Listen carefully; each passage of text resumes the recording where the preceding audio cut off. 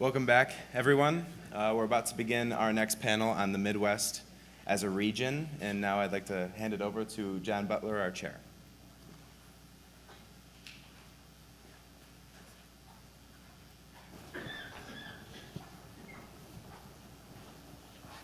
Good morning.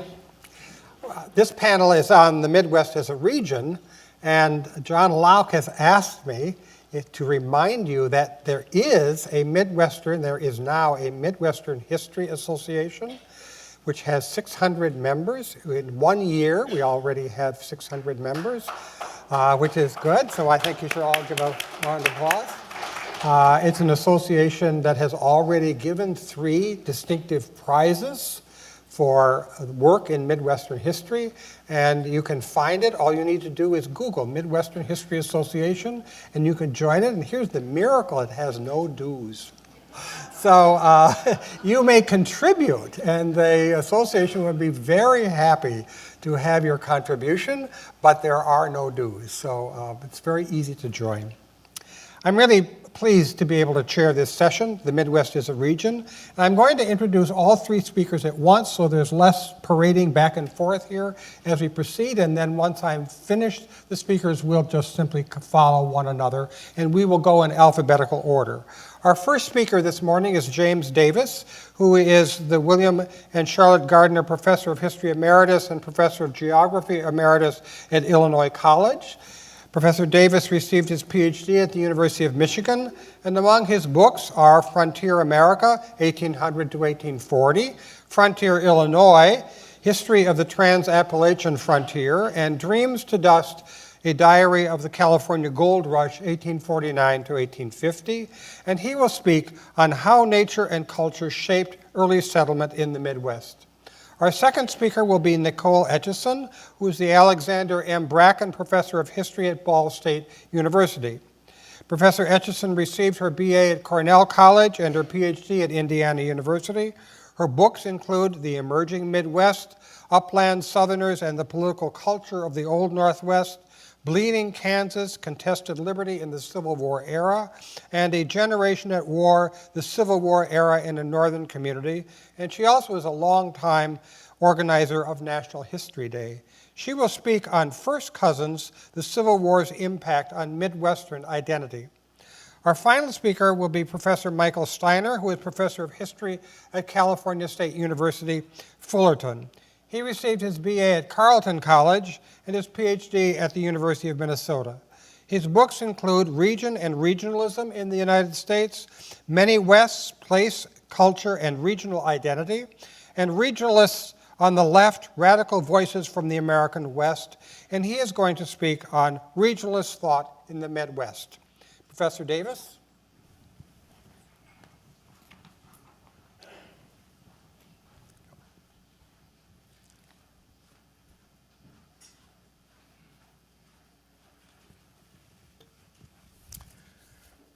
Thank you very much. I want to mention at the outset that I may have to take a swig from my water here. I'm taking medicine that suddenly gives me dry mouth at the worst moment. So if my tongue is stuck to the roof of my mouth, I will take a swig. The interplay of cultural factors and geographical factors in the settlement process throughout the world is really timeless. This paper examines how this interplay influenced settlement at 3 distinct places. First, at falls and rapids. Secondly, on the inside and the outside of the bends of rivers. And third, on farmsteads. Farms and rapids on navigable rivers produced head of navigation sites. Head of navigation sites occurred where rivers flowed from the relatively durable Piedmont, for example, in the east, the Piedmont, and entered the sandy Atlantic coastal plain. At these points, the sandy coastal plain eroded, and this produced falls or rapids on every single major river going from the Appalachians down to the Atlantic Ocean. If you take a look at all of these sites and all of the rivers, from the Merrimack River in Massachusetts to the Oconee River in Georgia, you'll see that each one of them has a head of navigation site. And if you connect those points on a map, you have what is called the fall line, the fall line. And the fall line is very important in the settlement of the East Coast. It is also a very important thing here in the Midwest. We have head of navigation sites here in the Midwest, even if the fall line is a bit more difficult to define. Towns grew at head of navigation sites for several reasons. First, because of the rapids or falls, cargo had to be offloaded from vessels, stored, protected, and then reloaded on other vessels to go farther upstream or farther downstream. This cargo needed protection from thieves, which necessitated government, courthouses, lawyers, jails, sheriffs, and other supporting services. Because the water was rushing at these sites, you have the creation very quickly in settlement of sawmills, grist mills, textile mills, and small factories with trip hammers operated by the rushing water. Just upstream of the falls or rapids, you generally have a number of durable rocks, rocks that have not yet been eroded. And on those rocks, early bridges were built across the rivers. And those bridges became links in a road system linking the cities on the fall line and other cities as well. Many of these cities on the fall line became not just county seats, which most of them did become, but some became state capitals as well. And one can argue that Washington, D.C. is also really on a head of navigation site, or very close to it. The towns on the head of navigation sites had another advantage, another opportunity. They were on the borders of two regions. And a town that is located on the border of two or more regions is said to engage in edge settlement. This edge settlement process, by which people in towns located where two or more regions come together, gives distinct advantages because people can tap the resources of those two regions. And if a parasite goes through or some other problem and a resource fades or dies, they can always turn to the other region. So towns on head of navigation sites have automatic built-in advantages. If we turn to bends in navigable rivers, we see that cities in navigable rivers had advantages and disadvantages. Towns built on the outside of river bends had some very strong, distinct advantages. Generally, they were free from floods. They enjoyed cooling breezes and breezes that dried the land out. And this was a big health factor, something that people realized back then. That even if they did not understand germs, they understood that drying breezes prolonged health. Cities on the outside of bends also had an aesthetic quality. They were often up high in a bluff, and the views were pleasant. And they also had the advantage of having a very large hinterland, a hinterland from which to draw resources, a hinterland to which their products could be sent and sold. These towns on the outside of river bends, however, also had disadvantages, one of which was severe erosion. The towns had to fight all the time to prevent the town from being eroded away. They had steep riverbanks. Sometimes these riverbanks were relatively short, 25, 50 feet, and other times they were much larger and presented problems getting up and down the riverbanks. In addition, sometimes the soil in that hinterland was not the best. And finally, cities perched up high on bluffs were subject to winter icy storms and tornadoes and the like. Towns on the inside of river bends had a number of advantages as well. They had very fertile soil, richly organic soil.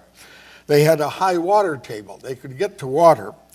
They had the advantage of being free from violent storms, tornadoes and the like. And in addition, they did have at their command in the immediate region a rich variety of resources. Towns on the inside of river bends, however, had severe disadvantages. They flooded almost every year. The water was often stagnant. The high water table meant that durable buildings, courthouses and the like, could not be built easily or maintained.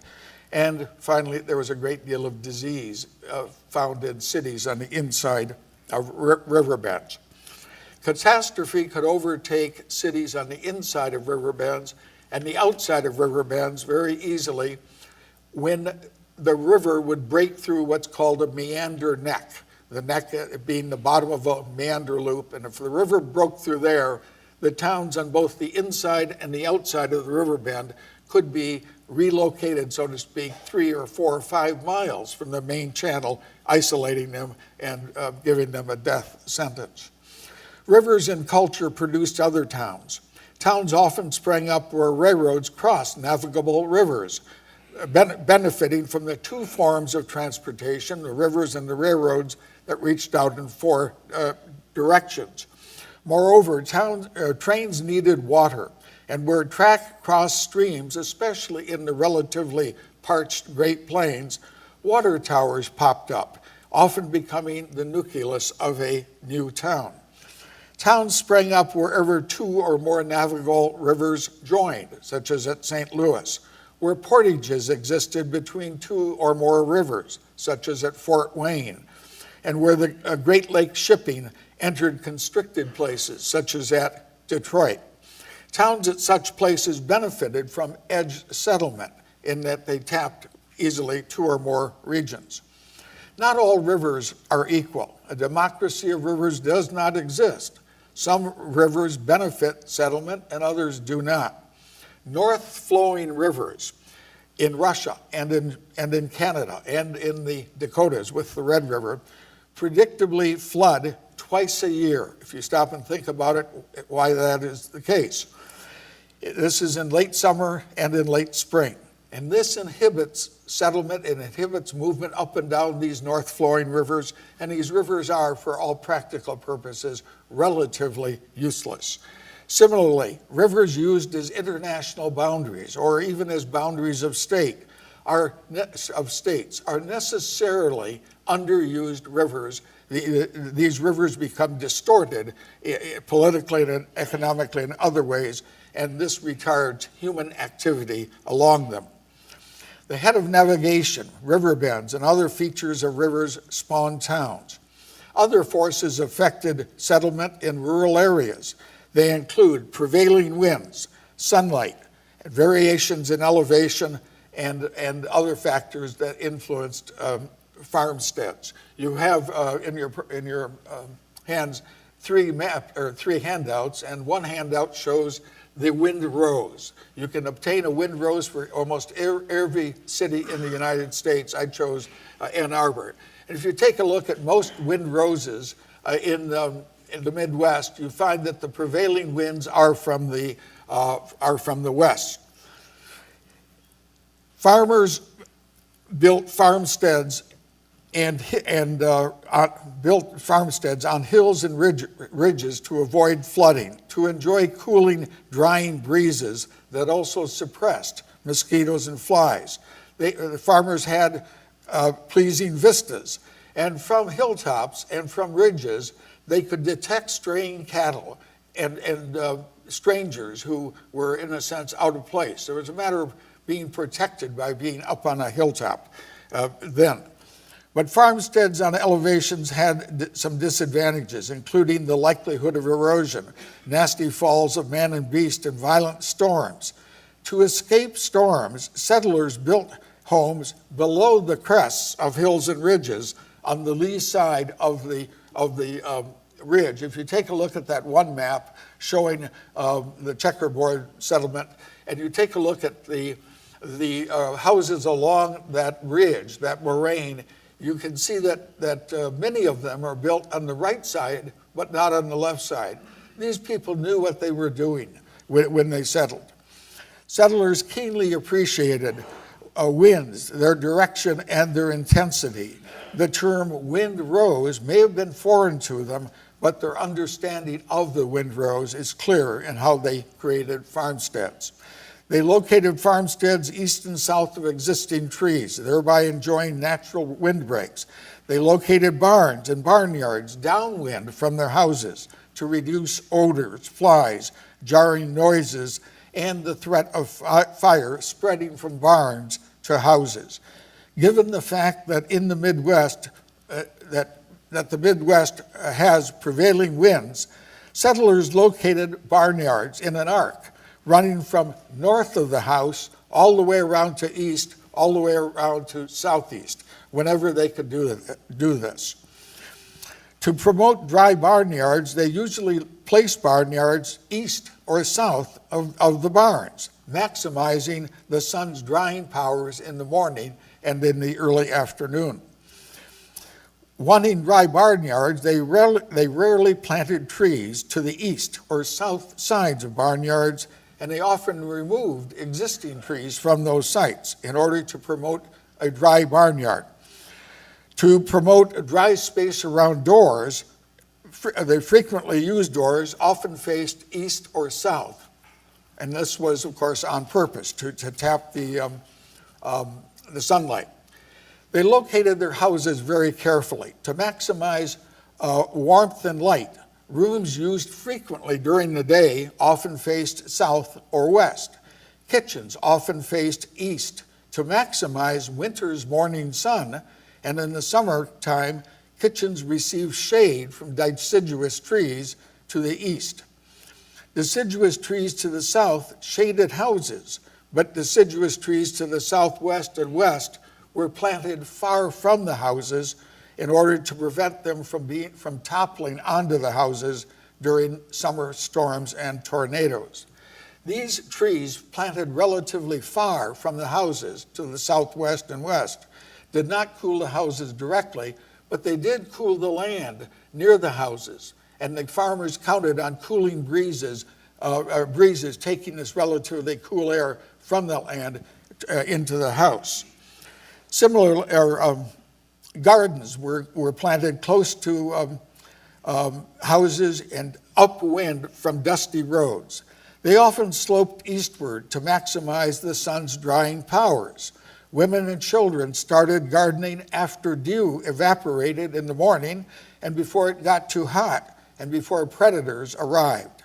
Gardens rarely had trees on the east side.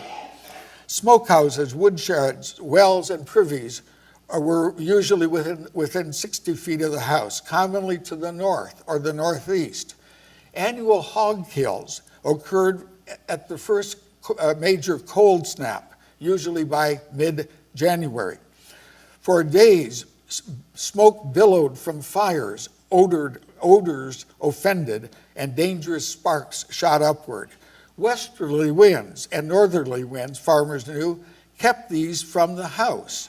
Prevailing winds and sunlight affected the locations of hen houses, wells, fencing, gardens, and crops, but we don't have time to go into those. Plowing, harrowing, cultivating, and harvesting created dust. To minimize dust, farmers rarely planted corn and other row crops west of the houses. Instead, they planted wheat, barley, oats, hay, clover, and put orchards there. Similarly, to minimize dust and smells and mosquitoes and flies and other annoyances, farmsteads north and east of roads were often located a bit farther back from the roads than farmsteads west and south of roads. If you take a look at that map showing all the farms on that checkerboard landscape of northern Indiana, there is some evidence that that is true on this map. It's not strong evidence, but it suggests that it's true. The other map that that was passed out to you shows that Germans, for some reason, tended to settle back farther from roads than non-Germans. It's an interesting phenomenon, and I don't have any reason any understanding why they did that. Something analogous probably occurred in towns. Perhaps houses on the north and east sides of streets sat back farther from the streets than houses on the west and south sides. Also, wealthy people in towns built their fine houses upwind from the central business district, usually toward the west or toward the southwest. And wealthy people, they did this to avoid wind-driven smells, smoke, noise, particulate matter, and lethal sparks that spewed downwind from railroads, tanneries, smithing activities, breweries, and other activities. Wealthy people also built fine houses on hills and ridges in cities to avoid floods, to avoid damp ground and mosquitoes, and to enjoy the cooling, drying breezes and pleasant vistas. One caveat: what was true in North Dakota may not have been true in Ohio, and what was true in Cairo, Illinois, may not have been true in Grand Rapids. Moreover, the principles I have mentioned here are only principles. They're not immutable, eternal, deterministic laws. Local conditions, personal quirks, ethnicity, and the passing of time distorted or weakened these principles. Still, a study of the heads of navigation, of riverbanks, and of farmsteads reveals the ongoing interplay between culture, nature, and these guiding principles. They challenge us, I think, to pause, to reflect, and to see the familiar in new and exciting ways. I thank you very much.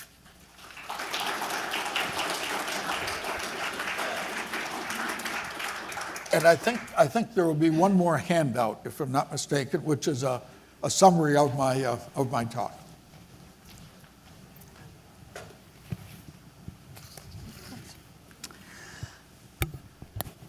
Good morning. I am very honored to be here on such a distinguished 2 days worth of all the luminaries in Midwestern history. I think about 20 years ago, Drew Caton organized something at Miami of Ohio, and that was about the last time we tried a big Midwestern History Association. So hopefully this one will take off. I want to thank John Butler for his introduction, but in middle age, my hearing may be going, and at the risk of being ungracious, I think you said I graduated from Cornell. Grinnell. Okay, good. I heard it wrong.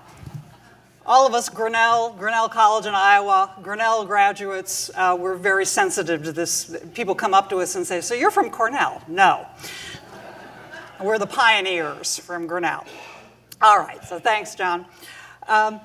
Meredith Nicholson, who was one of the authors of what's called Indiana's Golden Age of Literature, wrote an account of the Midwest. He called it the West back in 1918.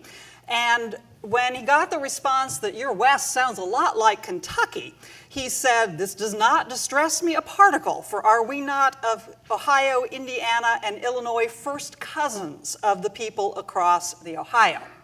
Now, when John Locke asked me to be here today, he said my job was to explain how the Midwest is different from the South. And I said, I can't do that because I do believe in what Meredith Nicholson said, that we are, at least in the lower Midwest, we are first cousins of the people across the Ohio River, which is not Jim Davis's concept of a useless river. I never thought about that. The Ohio is a very useful river, but we are first cousins to the Kentuckians. And this association of Indiana, but the lower Midwest with the South is still, I think, very strong, and it is also, I will point out, strongly negative. A few years ago, in the New York Times Disunion blog, I did a piece on the outbreak of the Civil War and the reaction to this in Indiana, and I didn't come up with the title. The New York Times people titled the piece Up South. And then it's a blog, so you get the commentators, which I try not to read, but this was my first piece, so I read the comments. And someone wrote, Indiana had the strongest KKK and essentially picked the governor in 1924, meaning the KKK picked our governor. The head of the KKK, D.C. Stevenson, was from Indiana. D.C. Stevenson was the head of the Indiana Klan. And another commentator wrote, as a Hoosier by birth, I used to comment that the Mason-Dixon line ran through Muncie, Indiana, where I currently live. And someone else observed, so that's what's wrong with Indiana. Thanks. Well, yes, the lower Midwest, Ohio, Indiana, Illinois, was heavily settled by upland Southerners. So there is a very strong Southern influence on our material culture, our social values, our politics. John showed you some of the slides that demonstrate that connection with the Upper South. I'm going to argue that after the Civil War, the lower Midwest solidified its position as more of a place in between the upper North and the South. There's substantive differences, particularly in race relations between the Midwest and the South, that make it a distinctively non-Southern place, even though we share a great deal.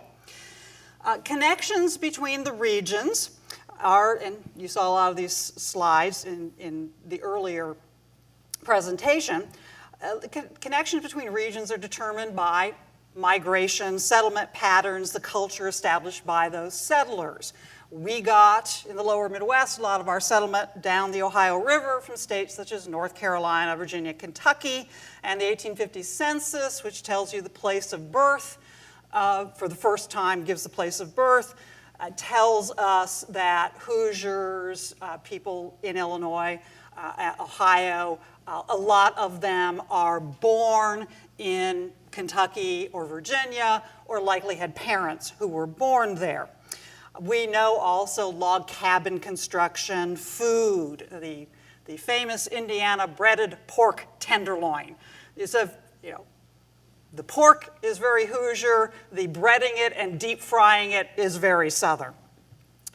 But for my purposes, I'm going to look mostly at attitudes on race. Now, I will stipulate at the outset that racism is a national American phenomenon. It's not limited to the South or the Midwest. I tell the students one of the famous cases from the 1830s of a young schoolmistress who was persecuted for allowing black girls into her female seminary. Terrible persecution that eventually caused her to close the school. This is Prudence Crandall in Connecticut. So this is not just a Southern phenomenon. Having made that stipulation, we know that people in the Midwest brought a lot of racial values, part of their Southern heritage. Now, a gap begins to open, I would argue, in the Midwest in the 1850s as sectionalism becomes more prominent. As one example, during the crisis of 1850, Indiana's governor, Joseph Wright, says Indiana isn't with the abolitionists and is not with the slave power. Indiana takes her stand in the ranks not of Southern destiny, nor yet of Northern destiny. She plants herself on the basis of the Constitution. So North, we got extremists. South, we got extremists. We're here in the middle. But at the same time, a lot of Midwesterners are beginning to say, shouldn't there be a North? So by 1860, we have a young politician, Republican politician, John Hanna, who is appealing to Southern-born voters in Indiana. And part of that appeal is to say the Republican Party is not hostile to the South. We're not going to take away their slaves. We're not going to violate Southern rights. And then Hanna suggests, doesn't the North have any rights which should be respected? So he's starting to say there are Northern rights. And Abraham Lincoln, who gets no votes in the South, gets 55% of the Midwestern popular vote, which is very close to the 60% of the Northeastern popular vote that he gets. So you see in the Midwest beginning to tilt as they're confronted with sectionalism towards the North. And as John also mentioned, you get the occasional Midwesterner who goes south to fight for the Confederacy, but vast majorities of these Southern-born or Southern heritage Midwesterners are going to fight for the Union. What's probably better known is that in the Midwest we have a distinct Copperhead phenomenon. Anti-war Democrats who seem to be sympathetic to the South. To quote a man named John Runyon, The Northern soldiers have gone south to steal the Southern men's property, and Runyon didn't blame the rebels for killing them, and he would kill them if he were in their place. So very open pro-Southern sympathy. I would argue that motivating a lot of this Copperhead sentiment are two big issues: the draft and emancipation. The reaction of some central Indiana Democrats to the Emancipation Proclamation, they resolved in meeting, "We believe that our fathers established this government for the benefit of the white man alone, and in considering the terms of settlement of our national troubles, we will look only to the welfare, peace, and safety of the white race." So big backlash against emancipation. Also, major outrage against the draft, conscription. Sullivan County, Indiana men resolved to resist the draft by force of arms if necessary, that the conscript law was unconstitutional and they would not obey it. And there is a great deal of draft resistance in the Midwest, although the New York City draft riots are more famous. The Copperheads were deeply unpopular with all those young men from the Midwest who had gone to fight.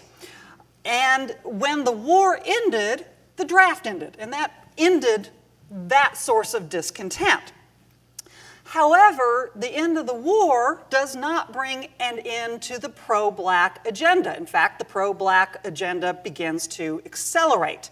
The Civil War nullifies all of the Midwestern black laws, laws that prohibited blacks from testifying against whites, prohibited their movement into Midwestern states, a whole array of discriminatory legislation against African Americans, 13th, 14th Amendments, those laws are now void. African Americans are moving. Kentucky blacks are coming into Ohio and Indiana and Illinois. Missouri blacks are moving into Kansas. And as Leslie Swalm has written, you even get black migration into the upper Midwest, Minnesota, Iowa, Wisconsin. So this is a big change that Midwesterners have to adjust to.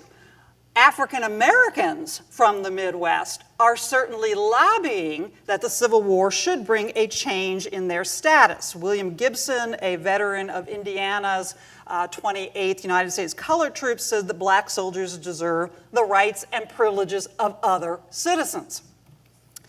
Now, the end of the war is a good moment for capturing how racial sentiments go in different directions. I would point out in the South, the Freedmen's Bureau tells us that white former slave owners don't understand why they can no longer use the whip.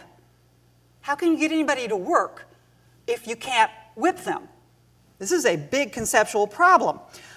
Congress will mandate in Reconstruction that Southern states that want to be readmitted have to ratify the 13th, 14th, and 13th and 14th Amendments. And they don't. Many of the Southern states refuse to do that. The Klan, as we know, occurs in the South to deprive the freedmen of the political rights that they've gained. And then in 1890, starting with Mississippi's rewrite of its constitution, deep Southern states begin rewriting their state constitutions to disfranchise African Americans using literacy tests, poll taxes, things that look race neutral but that are designed to keep poor blacks and poor whites from voting. Now, in the Midwest, there's a lot of unhappiness about the racial changes that are taking place. As late as 1864, Indiana Republicans are saying if blacks become citizens with a constitutional amendment, that doesn't mean they can vote. Because after all, women are citizens and no one thinks they can vote. So that makes perfect intellectual sense. Black suffrage movements are defeated in Minnesota, Kansas, and Ohio in the interim between the end of the war and the passage of the 15th Amendment, although Wisconsin, Minnesota, and Iowa do finally grant enfranchisement before the 15th Amendment. Indiana really resisted black enfranchisement. Democrats in Indiana resigned from the state legislature twice to break a quorum so that Indiana would not ratify the 15th Amendment. But the Republicans got around them and ratified it anyway, in a probably not very legal move. Peter Colson, however, argues that the war turned Northerners towards sympathy with loyal Southerners, and the loyal Southerners are African Americans, and that the war also made Northerners determined to break the slave power and committed them to an unusually far-reaching effort to transform the entire Southern social order. And I think Midwesterners did make that transition. The resurgence of the Ku Klux Klan in the 1920s that those blog posters are talking about would not, I argue, indicate a big convergence between the Midwest and the South. The Klan of the 1920s, as you probably know, is mainly a northern phenomenon. It is strong in Indiana, and it's anti-black, but it's mostly anti-immigrant and anti-Catholic.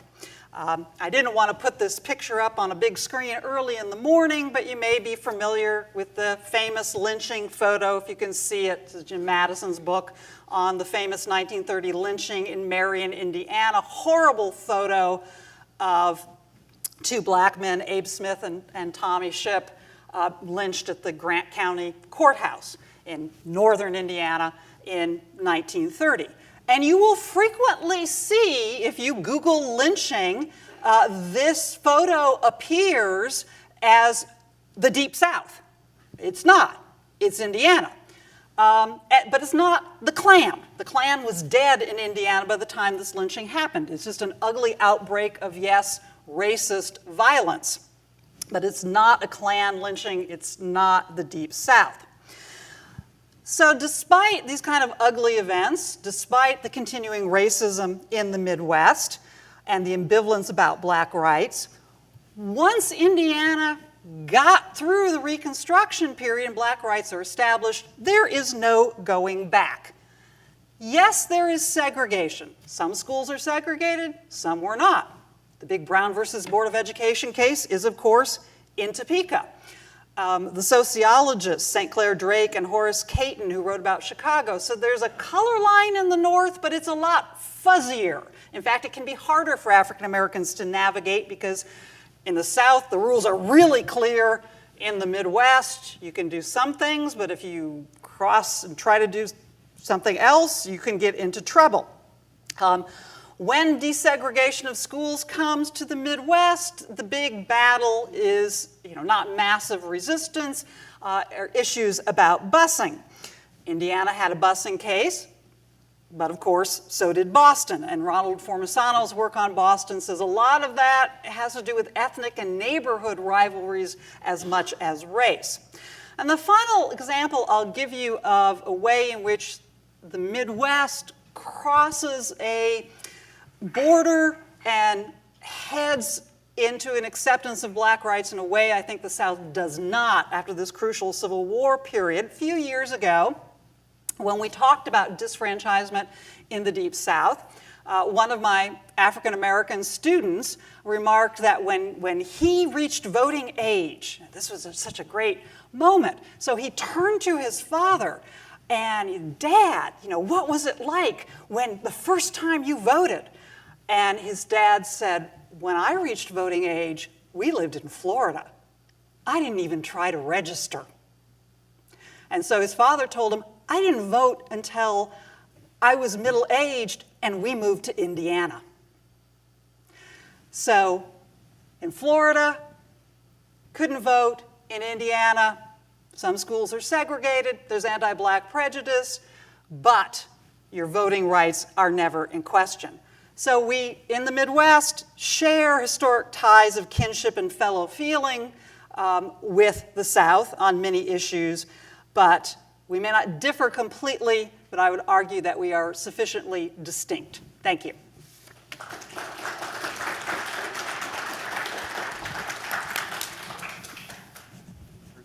While this nice fellow is putting up the PowerPoint, I want to thank the two Johns, John Lauk, who's been so inspiring about this, and John Butler for his very nice introduction. And one minor correction, I'm in American Studies, not history, but that's just fine.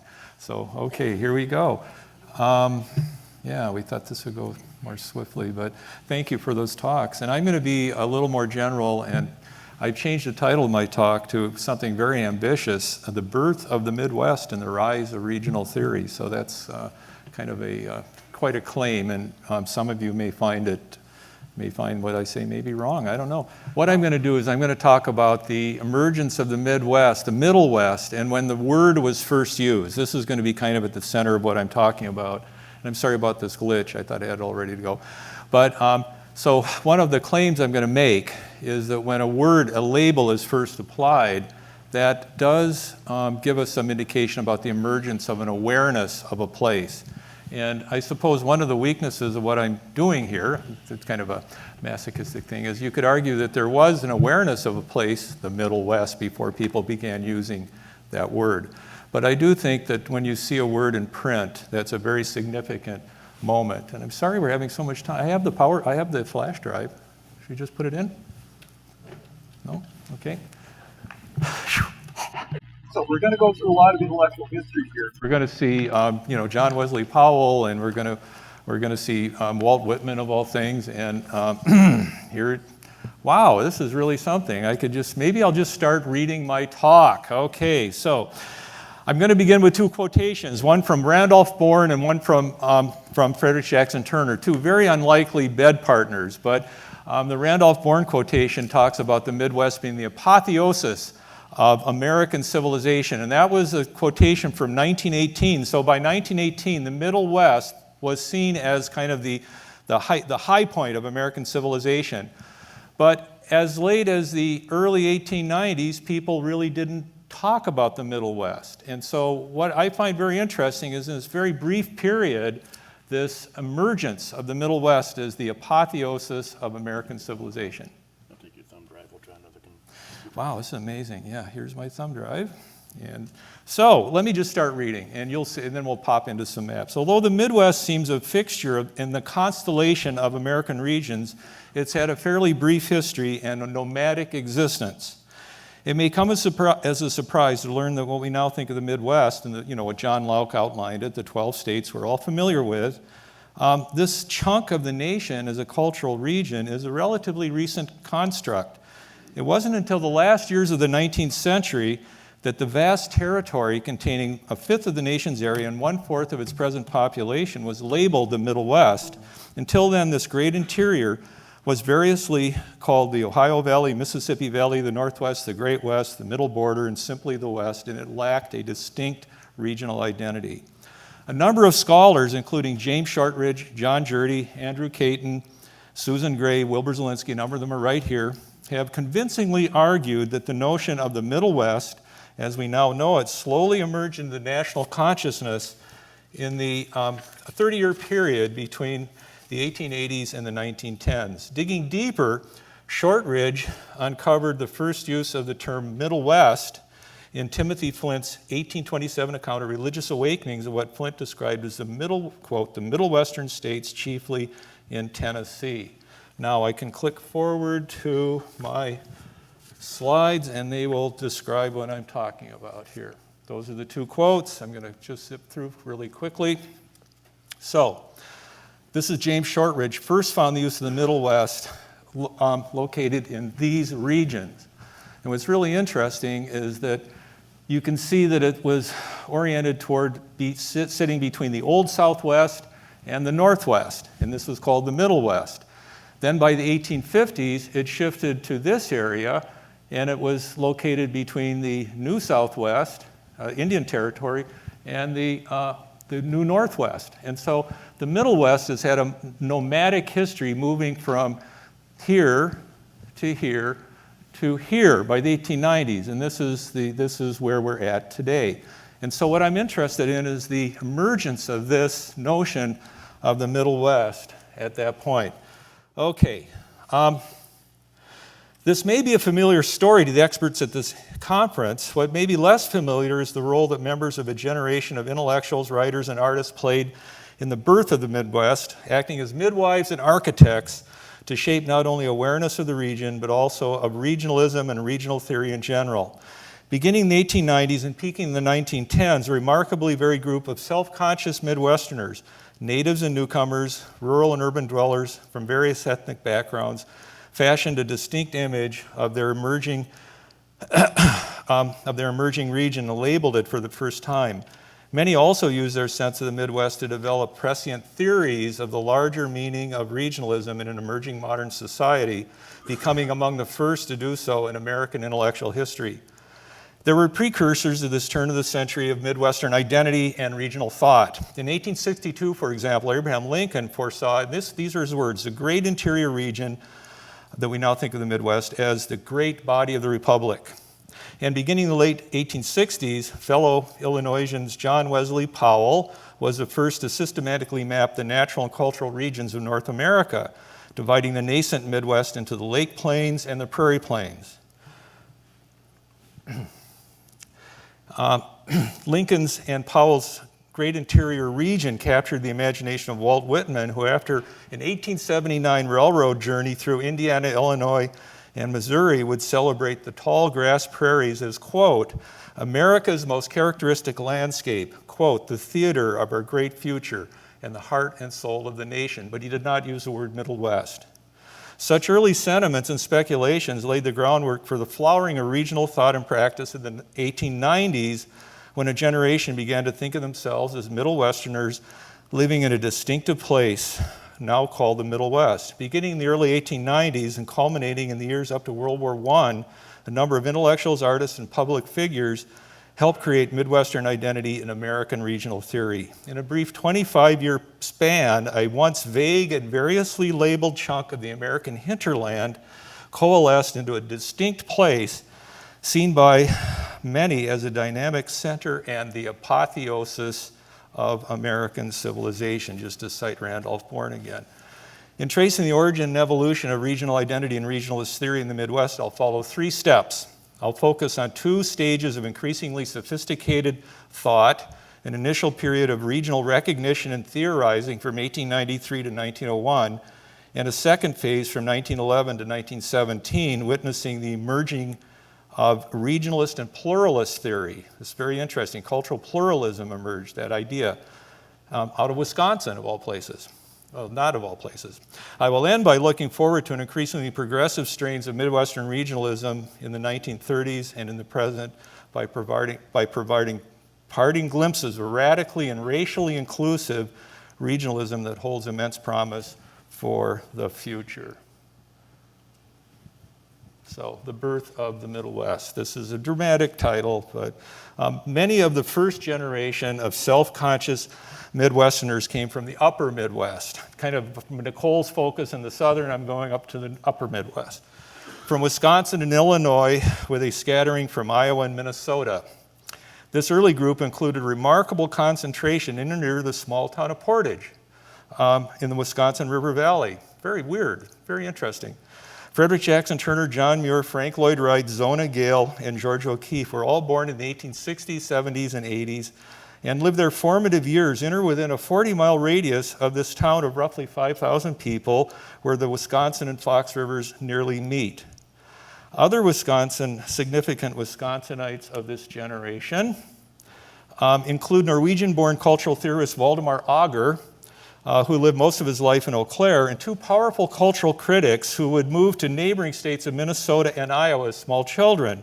Thorstein Veblen, born near Milwaukee in 1857, and Hamlin Garland, born in the Coulee Country near La Crosse in 1860. The urban Midwest also played a central role in the birth of Midwestern consciousness. Beginning in the late 1880s and coming to focus during the decade following the 1893 Columbian Exposition, an extraordinary number of cultural movers and shakers came of age in Chicago.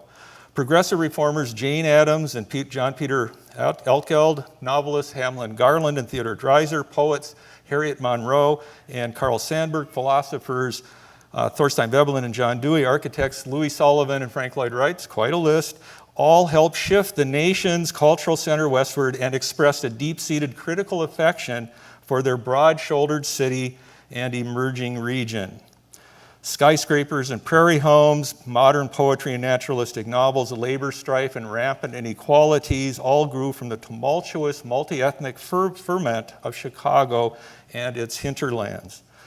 Three figures stand out as pioneering Midwestern regionalists. These are just some of the people I've been talking about. And that's a wonderful book. Love the title, Elk Elks America. Okay, so I'm going to focus on three people, Frank Lloyd Wright, Hamlin Garland, and the inevitable Frederick Jackson Turner. They were among the first to label the Middle West and were, along with their California contemporary Josiah Royce, the first Americans to develop a self-conscious regional theories and aesthetic expressions. All three were rural Midwesterners with Wisconsin roots who used Chicago as a precipitant and a platform for their regional expressions. The 1893 exposition had a profoundly negative impact on Wright, spurring him to create what he saw as its antithesis, an organic architecture that seemed to grow from the prairies, woods, and rolling hills of his native region.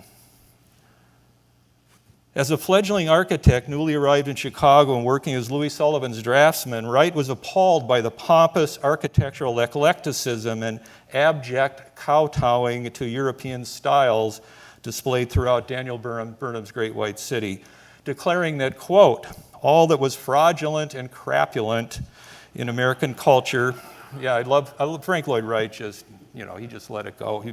In American culture had risen to a feverish pitch at the exposition, and that, quote, the nature of man was here reduced to the level of a clever trained animal. Wright resolved to build an indigenous architecture that would proudly reflect the land itself. Over the next 8 years, he experimented with materials and technologies and drew upon memories of his beloved ancestral valley, as he called it.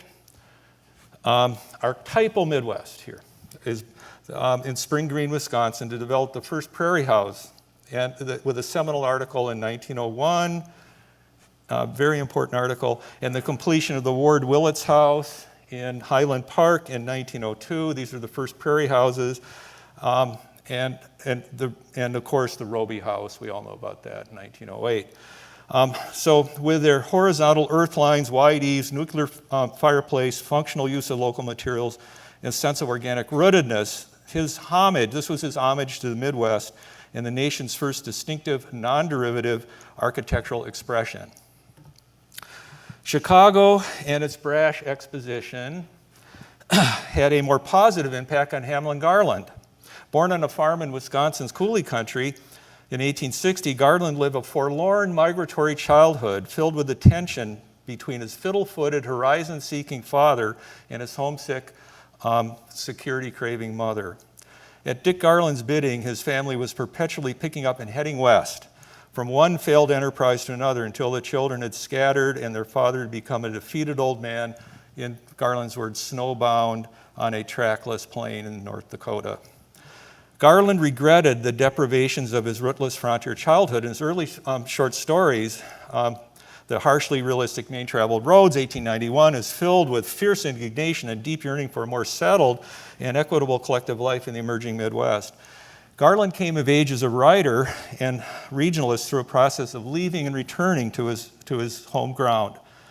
After establishing himself as a promising writer in Boston and New York in the 1880s and early 1890s, he was drawn back to the ferment of what he called the Middle Border by the populist campaigns of 1892 and by the Chicago World's Fair of 1893, a year later. Unlike Wright, Garland was thrilled by the spectacle and assertive gusto of the fair, interpreting it as a symbol of his native ground, gaining identity and dominance in the nation's cultural life.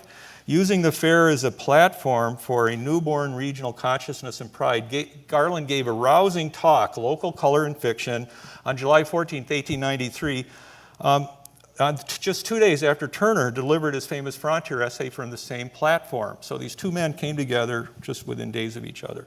Garland's talk, expanded and published 3 months later, was a brazen clarion call for the cultural independence and superiority of the rising Middle West. And I think this is one of the first places in print that we see the word Middle West. I think it's very significant. It appeared in Crumbling Idols, his great manifesto, 1894. Like a Midwestern Whitman sounding as a barbaric yap over the rooftops of the world, Garland announced the birth of a youthful, all-embracing heartland culture free from the moribund elitism of the East. Here's some words. Keep your past, the rising West tells the tradition-bound East, he declared. Hug your tablets to your shirt front. You are welcome to all that. We are concerned with the present, the splendor of the future. The youth of all nations are in this fight. Foreseeing Chicago as the flashpoint for this first truly American culture that, quote, must be democratic and progressive and must stand for a mighty people who will not abide slavish genuflections before any idol. Garland boldly proclaimed, there is coming in this land the mightiest assertion in art of the rights of man and the glory of the physical universe ever made in the world. I mean, wow. It will be born of the mingling seas of men in the vast interior of America.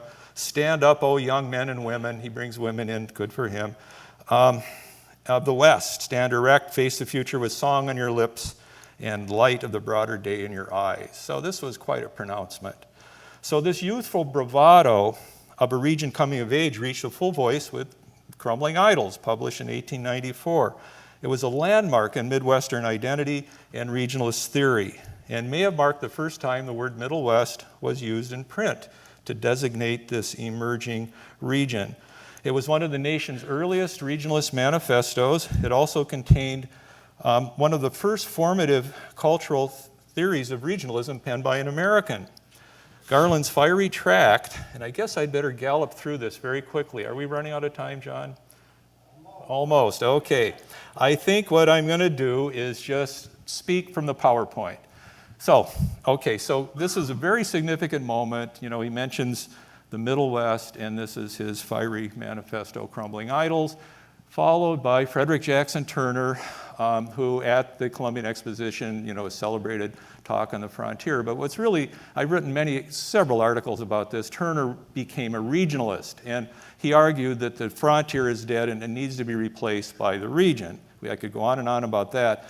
But he also identified the Middle West. And at first in 1896, he kind of did it, but definitely in 1901 with this essay in Atlantic Monthly. So I don't have time to go through all of this, but there's some dramatic stuff. There's another long quotation from Turner in which he describes very sweepingly and rhetorically, with rhetorical flourish, the Middle West as we see it today. Okay, now I'm going to go very quickly.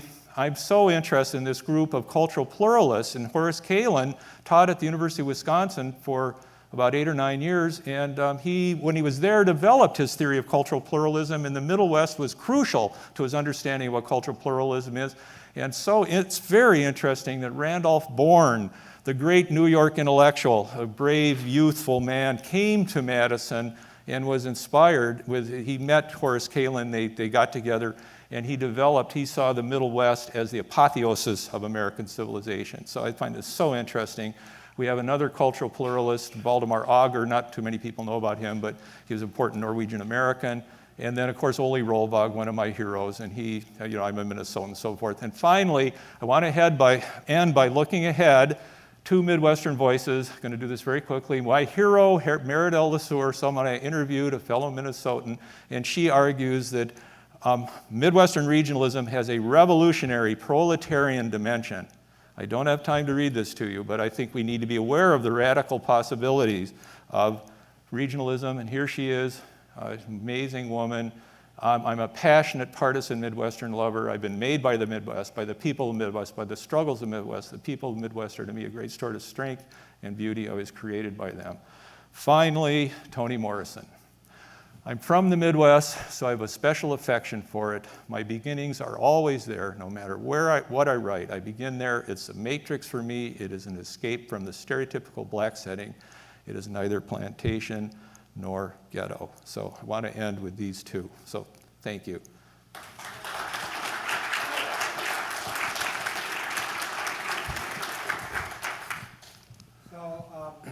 Let me just thank our speakers. Could we please have a round of applause for all 3 of our speakers? By my clock, it's now 10:14, and we're supposed to end at 10:15. So could I please ask you, if you have questions for these very excellent presentations, that during the break or any time during the conference, if you would ask them. I know that each one of our speakers would be very happy to talk with you and answer any questions that you have about the subjects that they have discussed. So thank you very much for this morning's opening session.